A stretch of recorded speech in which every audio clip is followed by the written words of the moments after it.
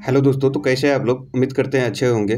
तो चलिए, ये जो है सीटेट 2024 में जो होने वाला एग्जाम है जुलाई में, तो उसके लिए हम प्रैक्टिस सेट करवा रहे थे। तो ईवीएस का प्रैक्टिस सेट और इसका प्लेलिस्ट आप जाके देख लीजिएगा। प्लेलिस्ट में आपको लगभग 20-25 वीडियो आपको मिल जाएगा। तो 20-25 वीडियो का प्रैक्टिस कर लीजिएगा। सब में लगभग 20+ क्वेश्चन है। तो चलिए देखते हैं पहला क्वेश्चन।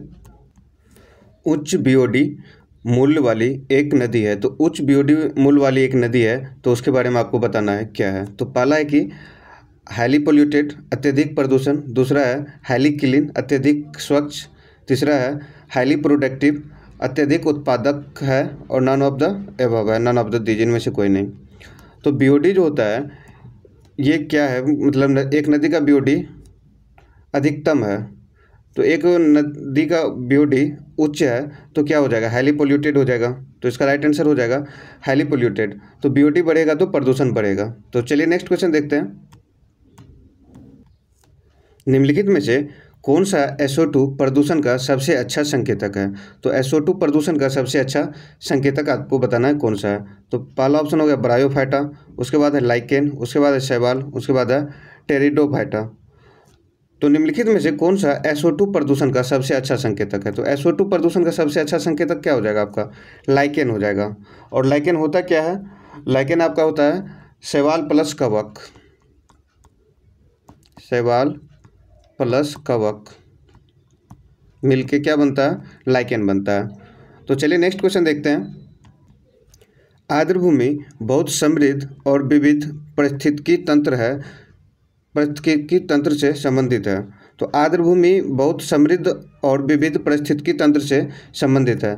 तो पहला आपका हो गया वियना कन्वेंशन, उसके बाद है रामसर कन्वेंशन, उसके बाद है बेसेल कन्वेंशन, और है नन ऑफ द अबव। तो ये रामसर साइट हो जाएगा इसका आपका बहुत समृद्ध और विविध पारिस्थितिकी तंत्र है, तो संबंधित रामसर साइट हो जाएगा। रामसर कन्वेंशन जो है ये आपका ईरान का एक सिटी है। तो यहीं पे ये कन्वेंशन हुआ था कि आर्द्रभूमि को बचाना है, तो इसके लिए रामसर कन्वेंशन, ये ईरान का एक सिटी है, तो यहीं पे एक कन्वेंशन हुआ था। चलिए नेक्स्ट क्वेश्चन देखते हैं। किस वर्ष विश्व पर्यावरण दिवस पहली बार मनाया गया। तो विश्व पर्यावरण दिवस के बारे में पूछ रहा है कि पहली बार कब मनाया गया। तो विश्व पर्यावरण दिवस जो है पहली बार कब मनाया गया। तो पहला ऑप्शन है 1954, दूसरा ऑप्शन है 1966, तीसरा ऑप्शन है 1973, और चौथा ऑप्शन है 1984। तो ये आपको बताना है कि पहली बार कब मनाया गया। तो पहली बार आपको है विश्व पर्यावरण दिवस मनाया गया था 1973 ईस्वी को, और ये कहाँ मनाया गया था, USA में फर्स्ट टाइम मनाया गया था। और ये एक क्वेश्चन पूछेगा आपको कि विश्व पर्यावरण दिवस पहली बार मनाया गया था तो 1973 और USA में। और ये मतलब ये एक क्वेश्चन बन जाता है कि विश्व पर्यावरण दिवस कब मनाया जाता है। तो विश्व पर्यावरण दिवस मनाया जाता है 5 जून को, ये भी याद रखिएगा। 5 जून को विश्व पर्यावरण दिवस मनाया जाता है। स्थलीय जैव विविधता आमतौर पर डैश के पास अधिक होती है। तो ये आपको बताना है। तो पहला ऑप्शन है आपका उत्तरी ध्रुव, दूसरा ऑप्शन है दक्षिणी ध्रुव, तीसरा ऑप्शन है भूमध्य रेखा, और चौथा ऑप्शन है कर्क रेखा। तो स्थलीय विविधता, स्थलीय जैव विविधता जो है आमतौर पर सबसे अधिक होगा आपका इक्वेटर के पास, कहे कि वहाँ पे जो है सबसे ज़्यादा वर्षा भी होता है, जिसके कारण वहाँ पे सबसे ज़्यादा जैव विविधता पाया जाएगा। चलिए नेक्स्ट क्वेश्चन देते हैं। विश्व पर्यावरण दिवस 2020 की मेजबानी किस देश ने की। तो 2020 में जो विश्व पर्यावरण दिवस का मेजबानी कौन सा देश किया था, तो ये आपसे पूछा जा रहा है। तो पहला ऑप्शन है कोलंबिया, दूसरा है अर्जेंटीना, तीसरा है पेरू, और चौथा है ब्राज़ील। तो विश्व पर्यावरण दिवस 2020 की मेजबानी कौन से देश ने की, तो ये हो जाएगा आपका कोलंबिया। और 2018 में अपना देश भारत किया था, और इसका थीम क्या था, बीट प्लास्टिक। बीट प्लास्टिक इसका थीम था, और 2018 में भारत मेजबानी किया था। चलिए नेक्स्ट क्वेश्चन देखते हैं। क्योटो प्रोटोकॉल किससे संबंधित है। तो ये आपको बताना कि क्योटो प्रोटोकॉल किससे संबंधित है। तो पहला ऑप्शन है आपका ओजोन डिप्लीशन, उसके बाद है हैजार्डियस वेस्ट, उसके बाद है क्लाइमेट चेंज, और चौथा ऑप्शन है न्यूक्लियर एनर्जी। तो क्योटो प्रोटोकॉल जो है किससे संबंधित है, ये आपको बताना है। तो क्योटो प्रोटोकॉल जो है आपका क्लाइमेट चेंज से, जलवायु परिवर्तन से संबंधित है। और एक ओजोन डिप्लेशन होता है, तो इसका हो जाएगा मॉन्ट्रियल प्रोटोकॉल। तो ओजोन डिप्लेशन का क्या हो जाएगा, मॉन्ट्रियल प्रोटोकॉल। और आपका क्योटो प्रोटोकॉल किससे संबंधित हो जाएगा, क्लाइमेट चेंज से। तो इसका राइट आंसर हो जाएगा क्लाइमेट चेंज। तो चलिए नेक्स्ट क्वेश्चन देखते हैं। विश्व जल दिवस कब मनाया जाता है? तो विश्व जल दिवस कब मनाया जाता है ये आपको बताना है। तो पहला ऑप्शन है 22 मार्च, उसके बाद है 22 अप्रैल, उसके बाद है 5 जून, उसके बाद है 22 मई। तो 20 जल दिवस कब मनाया जाता है तो ये आपको बताना है। तो 20 जल दिवस मनाया जाता है 22 मार्च को। तो इसका राइट आंसर हो जाएगा 22 मार्च। 22 अप्रैल को मनाया जाता है पृथ्वी दिवस। उसके बाद 5 जून को क्या मनाया जाता है? पर्यावरण दिवस। विश्व पर्यावरण दिवस होगा, विश्व पर्यावरण दिवस मनाया जाता है आपका 5 जून को। उसके बाद 22 मई को मनाया जाता है जैव विविधता दिवस। जैव विविधता दिवस। चलिए नेक्स्ट क्वेश्चन देखते हैं। भारत ने 2022 तक पवन ऊर्जा हासिल करने का नया लक्ष्य तय किया। तो 2022 तक पवन ऊर्जा हासिल करने का नया लक्ष्य तय किया था, हो जाएगा। तो इसमें हो गया आपका 5 गीगावाट, 10 गीगावाट, 60 गीगावाट, 100 गीगावाट। तो इसमें आपको राइट आंसर कमेंट करना है कि पवन ऊर्जा 2022 तक हासिल करने का लक्ष्य क्या था। तो ये था आपका 60 गीगावाट। राइट आंसर इसका 60 गीगावाट हो जाएगा। और 100 गीगावाट जो था ये था सोलर एनर्जी के लिए। तो सोलर एनर्जी के लिए क्या था? 100 गीगावाट, और आपका पवन ऊर्जा के लिए जो था 60 गीगावाट। तो उसका राइट आंसर हो जाएगा 60 गीगावाट। तो चलिए नेक्स्ट क्वेश्चन देखते हैं। स्मॉग है, तो स्मॉग के बारे में बताना कि स्मॉग क्या है। ओजोन एंड स्मॉग, ओजोन एवं धुआं। उसके बाद है वाहन एवं प्रदूषण। उसके बाद है कोहरा एवं धुआं। उसके बाद है कोहरा एवं ओजोन। तो स्मॉग क्या है? तो स्मॉग हो जाएगा आपका कोहरा एवं धुआं। तो इसका राइट आंसर हो जाएगा फॉग एंड स्मॉग, कोहरा एवं धुआं। चलिए नेक्स्ट क्वेश्चन देखते हैं। वायु प्रदूषण के संदर्भ में असंगत को पहचाने। तो वायु प्रदूषण के संदर्भ में आपको असंगत के बारे में बताना है। तो पहला ऑप्शन है सुपोषिता, दूसरा ऑप्शन है स्मॉग, तीसरा ऑप्शन है अम्लीय वर्षा, और चौथा ऑप्शन है निलंबित कणकीय पदार्थ। तो वायु प्रदूषण के संदर्भ में असंगत को पहचानने के लिए बता रहा है। तो स्मॉग तो हो गया वायु प्रदूषण, रेन वर्षा भी आपका वायु प्रदूषण करेगा। उसके बाद निलंबित कणकीय पदार्थ, तो ये भी आपका वायु प्रदूषण करेगा। तो इसमें राइट आंसर हो जाएगा असंगत, हो जाएगा आपका सुपोषिता। तो इसका राइट आंसर सुपोषिता हो जाएगा। चलिए नेक्स्ट क्वेश्चन देखते हैं। कोयला, चूना पत्थर, पेट्रोलियम, जंतु कवच सभी संबंधित है। तो पहला ऑप्शन आपका ऑक्सीजन साइकिल, उसके बाद है फास्फोरस साइकिल, उसके बाद है नाइट्रोजन साइकिल, उसके बाद है कार्बन साइकिल। तो कोयला, चूना पत्थर, पेट्रोलियम, जंतु कवच सभी संबंधित है। तो ये सब किससे संबंधित है ये आपको बताना है। तो ये आपका हो जाएगा कार्बन साइकिल से संबंधित हो जाएगा। कोयला, चूना पत्थर, पेट्रोलियम, जंतु कवच सभी संबंधित है कार्बन साइकिल से। चलिए नेक्स्ट क्वेश्चन देखते हैं। उसके बाद है तप्त भौम जल से किस प्रकार ऊर्जा प्राप्त होती है। तो तप्त भौम जल से किस प्रकार ऊर्जा प्राप्त होती है ये आपको बताना है। तो पहला ऑप्शन है विद्युत, जल विद्युत ऊर्जा, उसके बाद है सौर ऊर्जा, उसके बाद है भूतापीय ऊर्जा, उसके बाद है नाभिकीय ऊर्जा। तो तप्त भौम जल से किस प्रकार की ऊर्जा प्राप्त होती है ये आपको बताना है। तो तप्त भौम जल से जो है आपको भूतापीय ऊर्जा प्राप्त होगा। तो इसका राइट आंसर हो जाएगा भूतापीय ऊर्जा। ये आपका प्रीवियस ईयर क्वेश्चन पूछा हुआ और उसी का स्क्रीनशॉट लिया हुआ। चलिए नेक्स्ट क्वेश्चन देखते हैं। निम्नलिखित में से कौन सा सर्वाहारी का उदाहरण है। तो इसमें सर्वाहारी जो सब कुछ खाता हो तो उसको सर्वाहारी बोला जाता है। तो पहला ऑप्शन है आपका ग्रास होपर, टिड्डी, उसके बाद है गिद्ध, उसके बाद है नीली व्हेल, उसके बाद है आपका तिलचट्टा। तो निम्नलिखित में से कौन सा सर्वाहारी का उदाहरण है। तो सर्वाहारी का उदाहरण ये आपको पूछ रहा है। तो सर्वाहारी का उदाहरण कौन हो जाएगा। तो सर्वाहारी का उदाहरण हो जाता है तिलचट्टा। तो इसका राइट आंसर हो जाएगा तिलचट्टा। चलिए नेक्स्ट क्वेश्चन देखते हैं। निम्नलिखित में से कौन सा बैक्टीरिया नाइट्रेट को नाइट्रेट में परिवर्तित करता है। तो नाइट्राइट होगा यहाँ पे, नाइट्राइट को नाइट्रेट में बदलता है। तो पहला ऑप्शन है आपका नाइट्रोबैक्टर, उसके बाद है नाइट्रोसोमोनास, उसके बाद है नाइट्रोसोकोकस, उसके बाद है ऑल ऑफ द अबव। तो निम्नलिखित में से कौन सा बैक्टीरिया नाइट्राइट को नाइट्रेट में बदलता है। तो नाइट्राइट को नाइट्रेट में कौन बदलता है, नाइट्रोबैक्टर बनाता है। तो इसका राइट आंसर हो जाएगा नाइट्रोबैक्टर। निम्नलिखित में से कौन सा बैक्टीरिया नाइट्राइट को नाइट्रेट में बदलता है। तो नाइट्रोबैक्टर इसका राइट आंसर हो जाएगा। चलिए नेक्स्ट क्वेश्चन देखते हैं। एडेफिक कारक को संदर्भित करता है। तो एडेफिक कारक को क्या संदर्भित करता है ये आपको बताना है। तो पहला ऑप्शन है एल्टीट्यूड, दूसरा ऑप्शन है रिलेटिव ह्यूमिडिटी, उसके बाद है वाटर, उसके बाद है सॉइल। तो एडेफिक कारक को संदर्भित करता है। तो एडेफिक कारक को कौन संदर्भित करेगा ये आपको आंसर कमेंट करना है। तो इसका राइट आंसर हो जाएगा सॉइल हो जाएगा, मिट्टी हो जाएगा। चलिए नेक्स्ट क्वेश्चन देखते हैं। एल्बेडो शब्द का अर्थ है, एल्बेडो शब्द का अर्थ क्या है ये आपको बताना है। तो पहला कि गर्मी को अवशोषित करने की क्षमता, उसके बाद है ध्रुवीय बीम के पथ में संशोधित करने की क्षमता, उसके बाद है सतह से परावर्तित प्रकाश का अनुपात, उसके बाद है पृथ्वी की सतह से हवा में स्थानांतरित गर्मी की मात्रा। तो अल्बेडो शब्द का अर्थ बताना है। तो अल्बेडो शब्द का अर्थ हो जाएगा सतह से परावर्तित प्रकाश का अनुपात। तो इसका राइट आंसर हो जाएगा ऑप्शन सी। चलिए नेक्स्ट क्वेश्चन देखते हैं।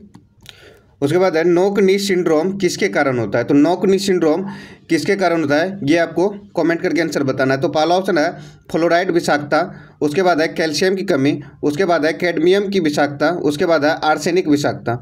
तो नोक नी सिंड्रोम किसके कारण होता है। तो नोक नी सिंड्रोम जो होता है फ्लोराइड की विषाक्तता के कारण होता है। तो इसका राइट आंसर ऑप्शन ए हो जाएगा फ्लोराइड की विषाक्तता।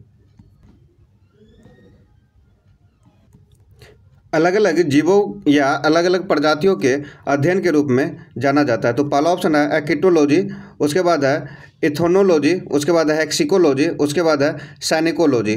तो अलग अलग जीवों या अलग अलग प्रजातियों के अध्ययन के रूप में जाना जाता है। तो एक्टिटोलॉजी इसका राइट आंसर हो जाएगा।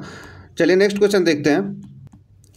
बायोस्फीयर रिजर्व से मिलकर बनता है। तो बायोस्फीयर रिजर्व जो है किस किस से मिलकर बनता है ये आपको पूछा जा रहा है। तो पहला ऑप्शन है बफर जोन, दूसरा ऑप्शन है कोर जोन, तीसरा ऑप्शन है ट्रांजिशन जोन, उसके बाद है ऑल ऑफ द अबव। तो बायोस्फीयर रिजर्व जो है ये आपका ऑल ऑफ द अबव हो जाएगा, क्या कि बफर जोन भी होगा, कोर जोन भी होगा, ट्रांजिशन जोन भी होगा। तो इसका राइट आंसर हो जाएगा ऑल ऑफ द अबव। तो चलिए नेक्स्ट क्वेश्चन देखते हैं। प्रोजेक्ट टाइगर भारत में शुरू की गई एक वन्यजीव संरक्षण परियोजना है। तो प्रोजेक्ट टाइगर जो है ये भारत में शुरू की गई एक वन्यजीव संरक्षण परियोजना है। तो ये कब आया था 1942, 1974, 1972, 1973। तो प्रोजेक्ट टाइगर जो है भारत में आया था 1973 ईस्वी में। तो इसका राइट आंसर हो जाएगा 1973। और ये कौन लाई थे, इंदिरा गांधी लाई थे, ये लाई थी इंदिरा गांधी। ये भी आपसे क्वेश्चन पूछा जा सकता है कि ये किसके टाइम में आया था। तो इंदिरा गांधी इसको लाई थी प्रोजेक्ट टाइगर को। और ये कब आया तो 1973 में आया। चलिए नेक्स्ट क्वेश्चन देखते हैं। रेड डाटा बुक किसके द्वारा प्रकाशित की गई है। तो रेड डाटा बुक किसके द्वारा प्रकाशित की गई है ये आपको बताना। IUCN, BNHS, WWF, green peas. तो रेड डाटा बुक किसके द्वारा प्रकाशित गई है ये आपको बताना है कि रेड डाटा बुक किसके द्वारा प्रकाशित की गई है। तो ये की गई है IUCN, इसका जो है HQ हेडक्वार्टर आपका हो जाएगा इंग्लैंड में, और ये कहाँ है, स्विट्जरलैंड में है। तो रेड डाटा बुक किसके द्वारा प्रकाशित की गई है तो IUCN इसका राइट आंसर हो जाएगा। और हेडक्वार्टर इसका कहाँ हो जाएगा, इंग्लैंड, जो कि कहाँ है, स्विट्जरलैंड में। चलिए नेक्स्ट क्वेश्चन देखते हैं। Pollutant of jet planes are, jet विमानों के प्रदूषक है। तो जेट विमान का प्रदूषक क्या है ये आपको बताना है। तो पहला ऑप्शन है CFC क्लोरोफ्लोरोकार्बन, उसके बाद है फ्लोरोकार्बन, उसके बाद है CO, उसके बाद है CO2। तो जेट विमानों के प्रदूषक क्या है ये आपको बताना है। तो जेट विमान का प्रदूषक जो होता है ये आपका फ्लोरोकार्बन होता है, और जो फ्री से निकलता है ये आपका क्लोरोफ्लोरोकार्बन होता है। फ्री हो गया तो ये सब AC हो गया, तो इस सब से निकलता है CFC क्लोरोफ्लोरोकार्बन। और जेट विमान का प्रदूषण क्या हो जाएगा, फ्लोरोकार्बन। तो इसका राइट आंसर ऑप्शन बी हो जाएगा। चलिए नेक्स्ट क्वेश्चन देखते हैं। वायु प्रदूषण की रोकथाम और नियंत्रण अधिनियम वर्ष में आता है। तो वायु प्रदूषण की रोकथाम और नियंत्रण अधिनियम किस वर्ष में आता है ये आपको बताना है। तो पहला ऑप्शन है 1986, दूसरा ऑप्शन है 1972, तीसरा ऑप्शन है 1981 और चौथा ऑप्शन है 1997। तो वायु प्रदूषण की रोकथाम एवं नियंत्रण अधिनियम जो है आया था 1981 में। तो ये किस वर्ष आया था 1981 में। इसका राइट आंसर होगा 1981। ये भी प्रीवियस ईयर पूछा हुआ क्वेश्चन है, याद रखिएगा। चलिए नेक्स्ट क्वेश्चन देखते हैं। टाइफाइड, हैजा और पेचिस ऐसे रोग है जो इसके द्वारा फैलते हैं। तो पहला ऑप्शन है एयर पोल्यूशन, दूसरा है वाटर पोल्यूशन, तीसरा है लैंड पोल्यूशन, उसके बाद है द यूज ऑफ प्लास्टिसाइड। तो टाइफाइड, हैजा और पेचिस ऐसे रोग है जो इसके द्वारा फैलते हैं। तो किसके द्वारा फैलते हैं ये आपको बताना है। वायु प्रदूषण, जल प्रदूषण, मृदा प्रदूषण और कीटनाशक। तो टाइफाइड, हैजा और पेचिस जो है ये आपका वाटर प्रदूषण के, जल प्रदूषण के कारण फैलता है, वाटर पोल्यूशन के कारण। तो इसका राइट आंसर हो जाएगा ऑप्शन बी। तो चलिए नेक्स्ट क्वेश्चन देखते हैं। भोपाल गैस त्रैसदी में कितनी गैस लीक हुई थी। तो पहला ऑप्शन है 10 टन, दूसरा है 20 टन, तीसरा है 30 टन और चौथा है 40 टन। तो इसमें आपको राइट आंसर कमेंट करना है कि भोपाल गैस त्रासदी में कितना गैस लीक हुआ था। तो भोपाल गैस त्रासदी में जो है 40 टन गैस लीक हुआ था। तो इसका राइट आंसर हो जाएगा 40 टन, ऑप्शन डी।